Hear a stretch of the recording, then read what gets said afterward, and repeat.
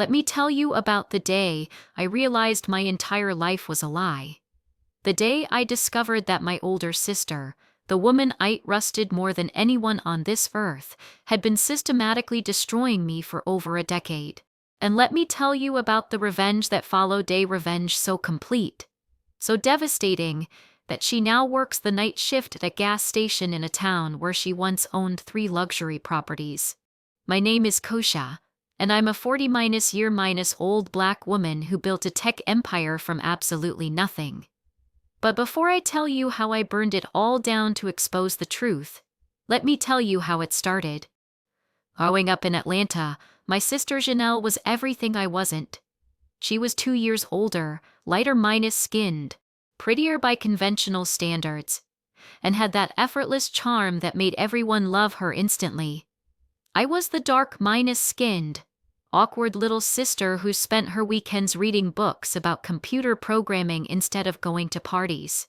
Our mama died when I was 17, and daddy followed her 2 years later. His heart just gave out from the grief. Janelle became my legal guardian, helped me finish high school, even encouraged me to go to Georgia Tech for computer science. She was there at my graduation, crying proud tears. She was my maid of honor when I married Marcus, the love of my life, a kind, gentle man who taught history at the local college.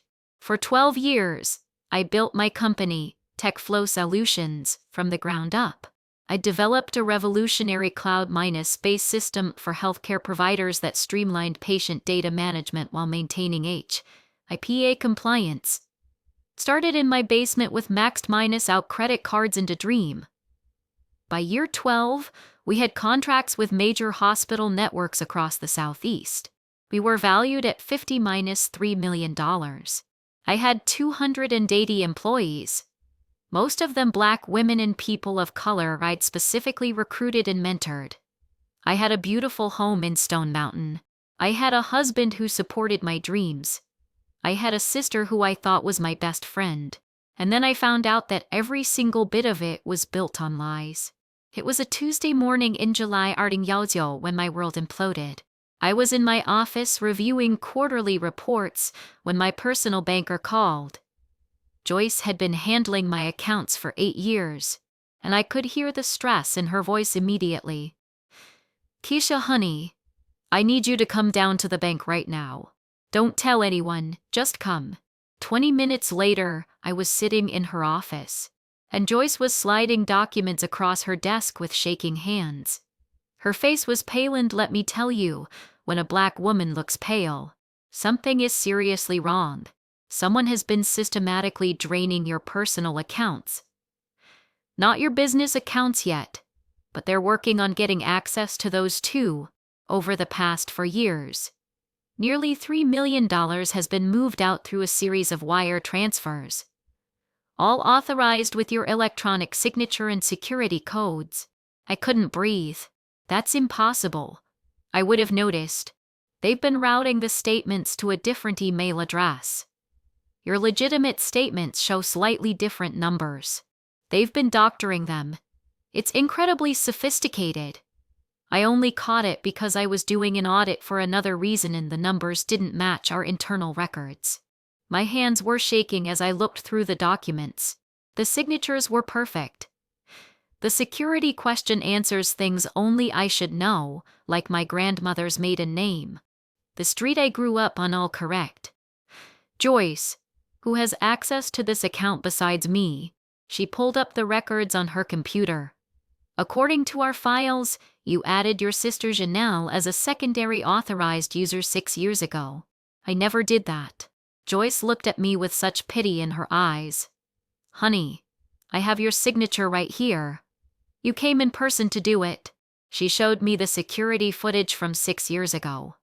And there I was, or someone who looked exactly like me, signing the documents, speaking to the bank officer, authorizing Janelle as a secondary user on all my accounts. But that wasn't me. I'd never been to this bank branch. On the date stamped on that video, I'd been in Seattle at a tech conference. I had the boarding passes and hotel receipts to prove it. Someone had impersonated me. Someone who looked enough like me to fool bank security. Someone who knew all my personal information. And I had a sick feeling I knew exactly who. I didn't go home that night. I checked into a hotel under a fake name and paid cash. I called my lawyer Patricia, a brilliant black woman I'd known since college, and told her everything. Within 40-8 hours, she'd hired a forensic accountant and a private investigator. Don't tell Marcus, Patricia advised. Don't tell anyone. If someone has been planning this for years, they've covered their tracks. We need to uncover everything before they know we're looking. For the next 4 months, I lived a double life. I went to work every day, smiled at my employees, had dinner with Marcus every night, drove to Janelle's house every Sunday for our traditional family dinner. And the entire time, I was dying inside, waiting for my team to uncover the full truth. The truth, when it came, was worse than anything I could have imagined. The forensic accountant discovered that Janelle hadn't just stolen from my personal accounts. She'd been embezzling from Tech Flow Solutions for 7 years. She'd never worked for my company officially, but I trusted her to help with administrative overflow during busy periods. I'd given her access to our systems. She'd used that access to create fake vendor accounts, process false invoices, siphon money through shell companies. Over 7 years, she'd stolen $8.4 million from my company. But even that wasn't the most devastating discovery. That came on a cold November evening when my private investigator, a no-nonsense Puerto Rican woman named Rosa, showed up at my hotel room with a thick envelope. I'm sorry, Keisha. You need to see this before I tell you the rest. Inside were photographs, Janelle and Marcus, kissing in a parking garage. Janelle and Marcus, entering a condo I didn't recognize. Janelle and Marcus, at a restaurant holding hands across the table, looking at each other the way Marcus used to look at me. I sat on the hotel bed, staring at these photos, and I felt something fundamental break inside me. Not my heart that was too simple. Something deeper. The foundation of trust that makes you believe the world is a safe place. How long? My voice sounded strange, disconnected. Rosa sat down beside me. Based on what I can document with certainty, for years. But Keisha, Rosa opened her laptop and showed me everything her investigation had uncovered. It was like watching a horror movie where I was the victim, except it was real, and it was my life. Janelle and Marcus had been planning this since before my wedding. Let me repeat that, since before my wedding. Rosa had hacked into Janelle's email account. Yes, illegal, I know, and I didn't care. And found emails going back 13 years. Emails between Janelle and Marcus, dating from when he was supposed to be dating me. Marcus had never loved me. He'd been with Janelle first. But Janelle, in her infinite cruelty and jealousy, had pushed Marcus toward me because I was the one with the business, the money, the success. Their plan was simple: Marcus would marry me. Janelle would stay close as my trusted sister, and together they'd slowly drain everything I'd built. There was an email from 11 years ago, right after Marcus proposed to me. Baby, I know this is hard, but think about the endgame. She's going to be worth millions. We just have to be patient. You marry her, I stay the loving sister, and in 10 years when the company sells, we take our share and disappear. She's so desperate to be loved, she'll never suspect. We'll finally have the life we deserve. I read that email 10 times, each time feeling like someone was stabbing me in the chest. Desperate to be loved.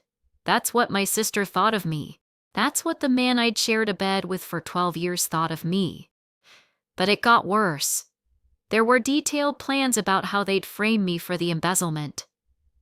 They'd been creating a paper trail for years that made it look like I was the one stealing from my own company. When the time was right, they'd report me to the FBI, claim they'd discovered my crimes, and position themselves as whistleblowers. I'd go to prison, my company would be liquidated, and they'd walk away with millions. The final email. Sent just 3 months before I discovered everything, child my blood. Marcus, it's almost time. Her company is about to go public. Once that happens, we trigger phase 3. I've already planted enough evidence to put her away for 20 years. At Christmas, we'll be in the Bahamas and she'll be in a cell. I can't wait to see her face when she realizes her little sister was smarter than her all along. Sitting in that hotel room, reading about the destruction of my life planned in such casual, cruel detail, something inside me changed. The grief transformed into something else. Something cold and sharpened patient. If they wanted to play chess, I'd show them what it meant to face a grand master. I spent the next 18 months preparing my revenge with the precision of a military operation. Every single move was calculated. Every piece had to fall into place perfectly. And through it all, I played the role of the loving, trusting sister and wife so convincingly that Janelle later told investigators she never saw it coming. Phase 1 was protecting my assets. Working with Patricia, I quietly restructured my company. I created new bank accounts that only I could access. I moved my personal wealth into trusts and offshore holdings that were completely legal but impossible for Janelle to touch. I documented every single penny she'd stolen with such thorough evidence that it would be impossible to deny. But I didn't stop there.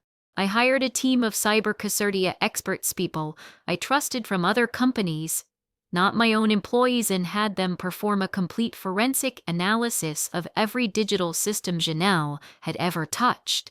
They found everything: the fake vendor accounts, the shell companies, the complex web of money laundering she'd set up. Phase 2 was gathering evidence on a level that would make the FBI jealous. I installed hidden cameras in my own home, every room except the bathrooms. I recorded every conversation with Marcus, every phone call with Janelle. I documented every lie, every manipulation, every moment they thought they were fooling me. The hardest part was watching Marcus kiss me goodnight while planning my destruction. Was sitting across from Janelle at Sunday dinner, listening to her ask about my business with fake concern. Knowing she was planning to send me to prison. Some nights I'd go back to my hotel room and just cry until I couldn't breathe. But every morning, I'd wake up and remember that email, desperate to be loved. I'd remember how they'd stolen 12 years of my life, $8.4 million, and my ability to trust. And I'd get back to work. Phase 3 was the most delicate. I needed them to accelerate their plan. So I started dropping hints that TechFlow was about to receive a major acquisition offer, which was actually true. A Silicon Valley giant was interested in buying us for $80 million. I made sure both Janelle and Marcus knew about it. I watched their eyes light up with greed. That's when they made their move. It happened exactly as I'd predicted. 3 weeks after I mentioned the acquisition, Janelle called me sobbing. "Keisha, I need to tell you something, and it's going to break your heart. I've been looking at the books for your company like you asked, and I found some irregularities. I think Marcus might be stealing from you." I let my voice crack with shock. "What? No. That's impossible." I didn't want to believe it either, but look at these documents. She showed me falsified records that made it look like Marcus had been embezzling. I knew the truth. These were records Janelle herself had created, but with Marcus's name attached instead of hers. Just as I'd hoped they would. "I think we need to go to the police," Janelle said, putting her arm around me. "I know this is hard, but we can't let him get away with this." "You're right," I said, leaning into her embrace while wearing a wire that was recording every word. "You've always looked out for me, Janelle. What would I do without you?" The next day, Marcus came to me separately with his own tearful confession. Janelle had been stealing from me, he claimed. He had proof: the same falsified documents, but with Janelle's name instead of Marcus's. They were each trying to throw the other under the bus to save themselves. "I should have told you sooner, but she's your sister. I know how much you love her," Marcus said, holding my hands. "But I can't watch her destroy you anymore." I looked into the eyes of the man I'd married, the man who'd shared my bed for 12 years. and felt absolutely nothing. "Thank you for telling me," I said softly. "You've always protected me." That night I called Patricia. "It's time, trigger everything." What happened next unfolded like a perfectly choreographed ballet of destruction. At 11 a.m. on a Monday morning, FBI agents raided both Janelle's house and my home.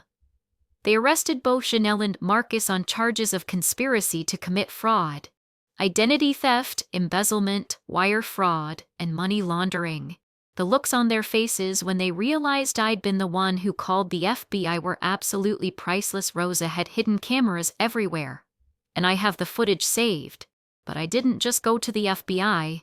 I went to the IRS, the SEC, the State Attorney General, and every other agency with jurisdiction over their crimes. I handed them 18 months of documented evidence, so thorough that the federal prosecutor later told me it was the most well-prepared case he'd ever seen. I'd even documented how they'd impersonated me at the bank Rosa had found the makeup artist Janelle had hired to make herself look exactly like me, and the woman, facing her own charges for conspiracy, had agreed to testify in exchange for a reduced sentence. But the criminal charges were just the beginning. I filed civil lawsuits against both of them for every penny they'd stolen, plus damages, plus emotional distress. I sued Janelle's business, yes. She had her own marketing company that she'd funded with my stolen money and had it seized by the courts. I'd even gone after their accomplices. Remember how I said Janelle had a makeup artist? She'd also had help from a corrupt bank employee, an accountant who'd helped set up the shell companies, and 3 other people who'd been part of the conspiracy. I made sure every single one of them faced charges. Then I did something they never expected. I went public. I called a press conference and told the world everything. I showed up in a sharp black suit, my natural hair in a beautiful crown of locks, and I spoke for 40-5 minutes about systematic betrayal, about how Black women are so often victimized by the people closest to them, about how I'd built a company to empower my community only to have my own sister try to destroy it. The story went viral. Within 20-4 hours, I was on the news, CNN, MSNBC, local Atlanta stations. Within a week, I was on national talk shows. I became the face of a conversation about family betrayal, about colorism in the Black community because yes, Janelle had always gotten preferential treatment for her lighter skin, about the unique challenges Black women face in tech. I didn't cry during any of these interviews. I was calm, articulate, and ruthlessly detailed about what they'd done. I brought receipts literally. I showed the emails, the falsified documents, the timeline of their betrayal. The Black community, especially Black women, rallied around me. I received thousands of messages of support. My company's value actually increased because of the publicity. People wanted to support a Black woman who'd overcome this level of betrayal. But the sweetest revenge was still to come. The criminal trial lasted 6 weeks. I sat in that courtroom every single day, watching as my sister and my husband were torn apart by federal prosecutors using the evidence I'd provided. Janelle tried to claim she was the real victim, that I'd framed her out of jealousy because she was prettier. The prosecutor played the emails where she called me desperate to be loved and detailed her plan to send me to prison. Her lawyer had no response. Marcus tried to claim he'd been manipulated by Janelle, that he'd really loved me. The prosecutor played recordings of him laughing about how stupid and trusting I was, how I believed everything he said because I wanted to be loved so badly. Hearing those recordings in open court, with the jury watching my face, was one of the hardest moments of my life. But I didn't give them the satisfaction of seeing me break. I sat there with perfect posture, my face neutral, while inside I was dying all over again. The jury deliberated for only 4 hours. Guilty on all counts. Janelle got 12 years in federal prison. Marcus got 8. Both were ordered to pay full restitution, every penny they'd stolen, plus damages, plus my legal fees. Of course, they didn't have the money anymore.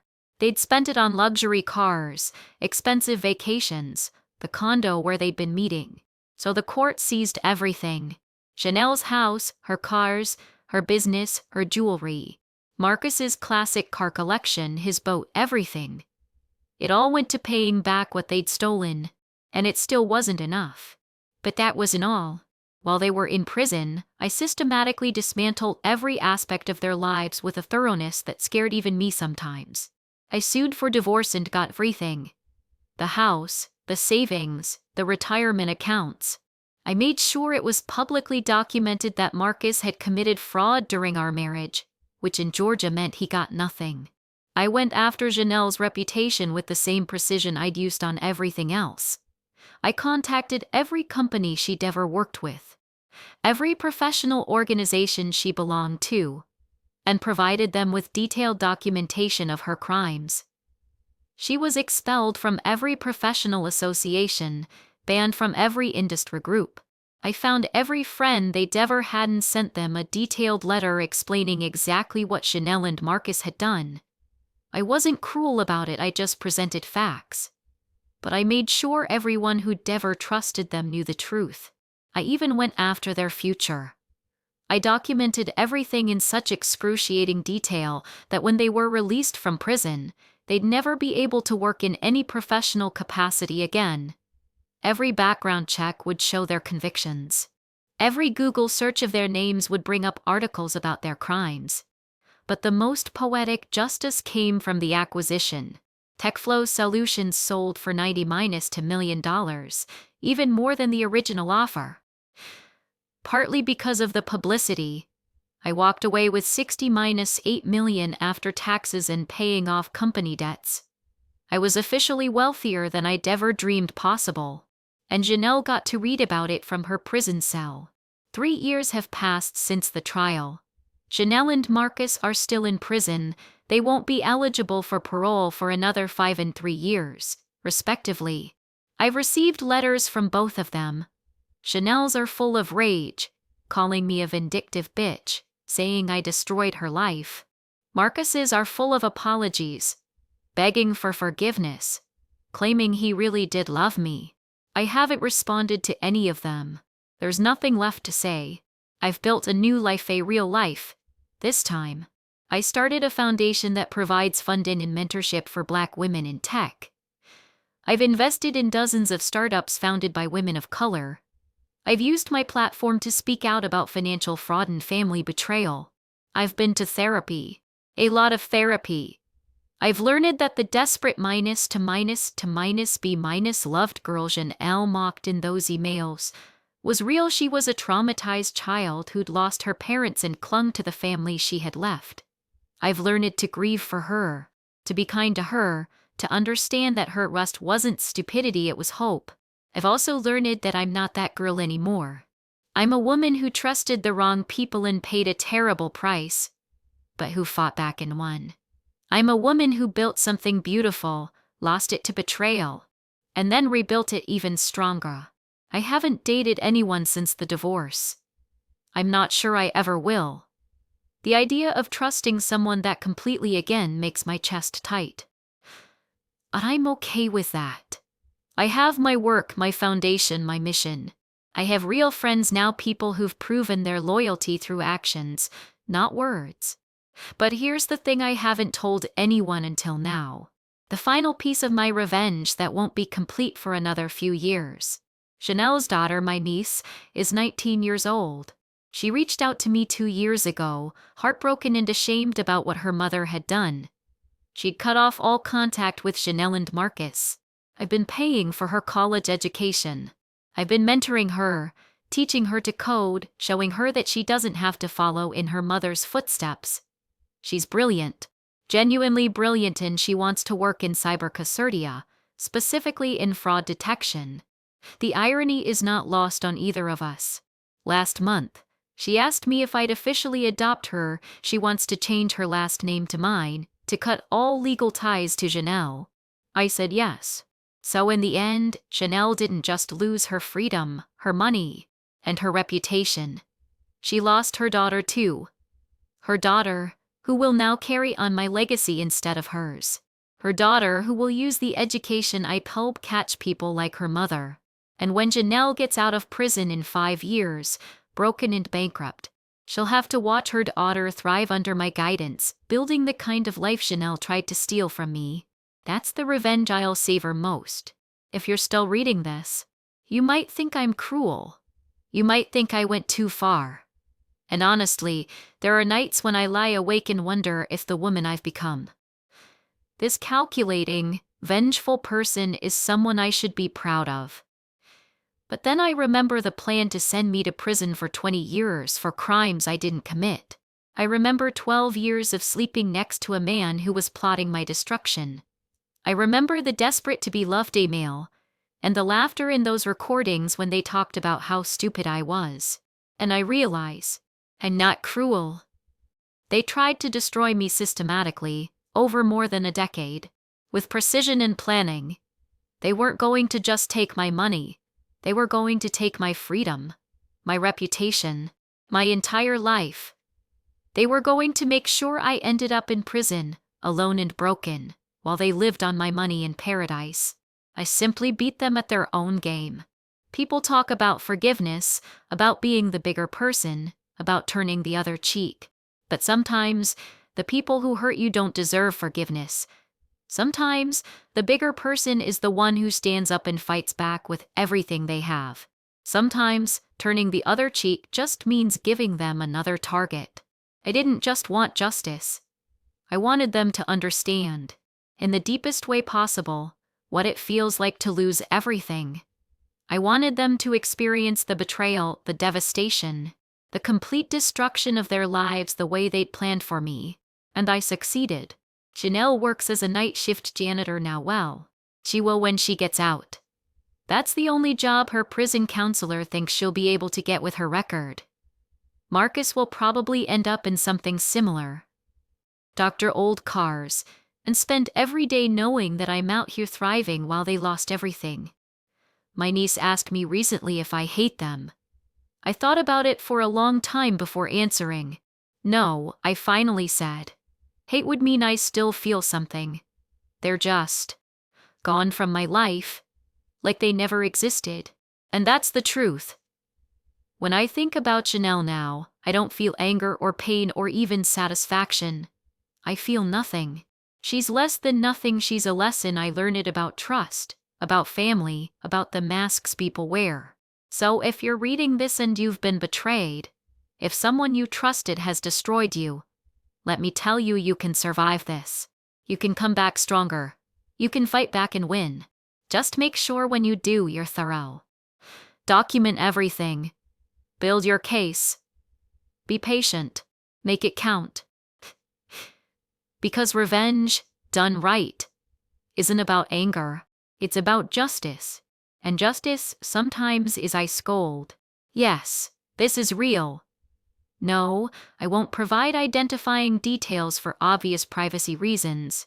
Yes, they're really still in prison. I get notifications whenever there's any change in their status. Yes, my niece really is living with me now, and she's thriving. Yes, I really did make money from all this. The publicity actually helped my company's acquisition. And no, I don't regret any of it. Not one single move. They wanted to play me for a fool. Instead, they taught me to play chess. Checkmate.